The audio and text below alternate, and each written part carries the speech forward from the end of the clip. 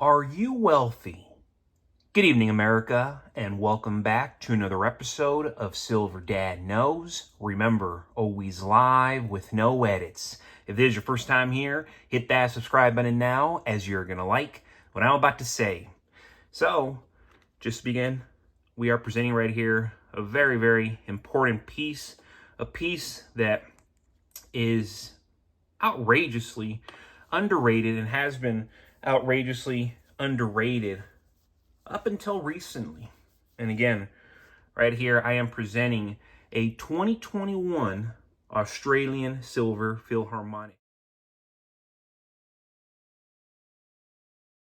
This is the 14th annual release of Austria's celebrated silver bullion coin, first introduced in 2008. These are minted by the Austrian Mint. It contains 1 troy ounce of 0.999 fine silver, approximately 31.1 grams, and measures 37 millimeters in diameter and about 3.2 millimeters thick. So right here, this is the obverse. The coin depicts the majestic great organ of Vienna's Golden Hall, surrounded by inscriptions including the weight, purity, and the year.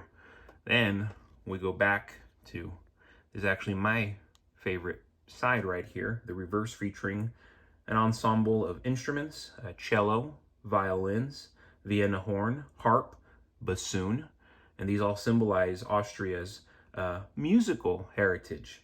This bullion piece is legal tender in Austria, though its intricate intrinsic silver value far exceeds its face value. In 2021, demand surged. Reports noted production strains, back orders, of course, and pale supply, even as the Austrian Mint ramped up to meet demand. Goes to show, these pieces are just as important as American Eagles are here in America. These pieces are just as important in Europe. This coin remains a go-to for both collectors and bullion investors due to its beautiful design, solid silver content, and reputation all around Europe. All around the world, but of course, specifically our other half, Europe. And before we go any further, I want to give a quick shout out. This to my always loyal subscriber. This is S. Benson 2714. I think the highest it'll probably go is about $2,000, which would serve as a value that would balance the global debt on the books right now, at least national debt. Global debt would require gold to be valued at about $40,000 to accomplish the same thing, and silver follows gold. Awesome comment right here coming from S. Benson 2714. And for silver to hit $2,000, I think is actually a very plausible goal. I've been saying 4 digits, to start 3 digits, to end 4 digits. That could be $1,000. That could be $2,000. I know we had an episode the other day, and there was that gentleman from Wall Street saying that it was going to hit $10,000 to $14,000. That would be phenomenal. But I would say on the safe side, $1,000, $2,000. That's much more plausible. For gold to hit $40,000, much more plausible than what this gentleman said of it exceeding $100,000, which again would be phenomenal.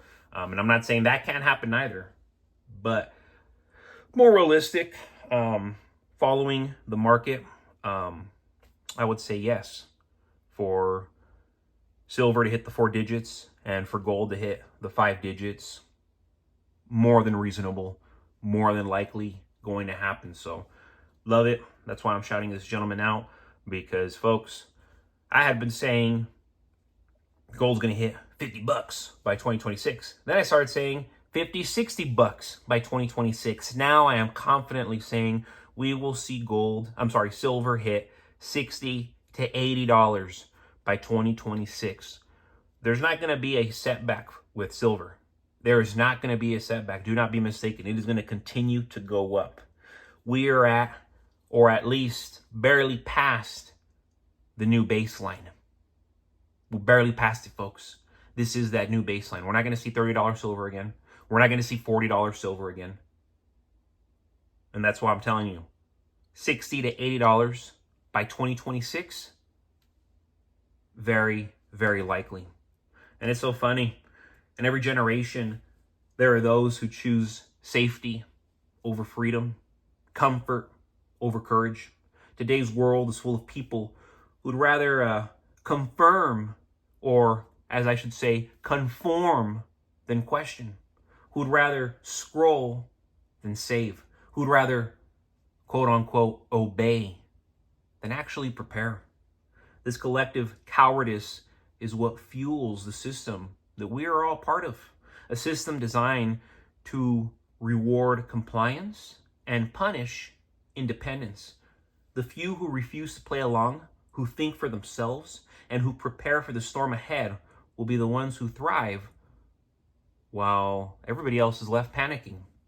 Modern society has been conditioned. It's been conditioned to fear risk and worship convenience. Worship what everybody else is doing.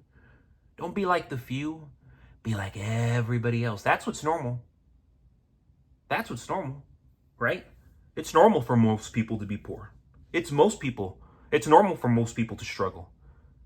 It's normal for most people to be confused. At least that's what they want. Most people have traded self-reliance for dependency on banks, on government, and on digital promises backed by absolutely nothing. They're told paper money and credit scores make them secure. Yet every dollar printed devalues their labor. It's cowardice disguised as comfort. And it's been like this now for how many decades? And how many people have played along for how many decades? The strong know better. Real security comes from holding assets the system cannot erase with a keystroke. Assets like silver. Silver isn't only a metal. It is rebellion. And I knew this from the very get-go. I knew when I got into this game 7-8 years ago, this is rebellion. It's the physical proof that you still believe in value you can touch, trade, and trust. When fiat currencies crumble and banks close their doors, the man with silver is not poor. He is free. Cowards will line up for handouts. The prepared will already have what they need. Throughout history, from Rome's collapse to the Great Depression, those who held hard assets didn't just survive, they bought up pieces of a fallen world, which I assure you, us silver stackers are going to be buying pieces of this new world much sooner than you think. Getting rich in a world full of cowards means refusing to think like them. It means staying sharp while others get lazy, stacking ounces while they scroll through distractions. Silver stackers understand that true wealth isn't about paper gains, and it's not about promises. It is about control. When you own silver, you own time. You own security. You have peace of mind in a system built to keep you begging, literally begging for stability. Being on guard means more than just stacking silver. It's a straight up mindset. It's being aware of the ongoing manipulation, recognizing the ongoing propaganda, and not falling for the ongoing financial traps disguised as opportunities. It's knowing that freedom always comes with responsibility, and responsibility, it demands preparation. I'm telling you now, folks, you want to be responsible? You want to be responsible? It means being prepared. This doesn't go any other way. Most people, they laugh at silver stackers until the ATM, they go completely bust, until these ATM screens go dark. Then suddenly, courage looks like wisdom. History rewards those who act before the crowd, not after. The brave don't wait for permission to prepare. They move while others mock. Talk about confidence. Talk about certainty. Talking about being a stacker. In a coward's world, courage is wealth. Every ounce of silver you stack is a vote for independence. A middle finger to this system that is always giving us that middle finger, and a step toward real prosperity. Be bold, be ready, and remember, when fear rules the masses, courage creates kings. But folks, as always, thank you so much for joining us for another evening, another episode of Silver Dad Knows. God bless you, God bless your household, and God bless America.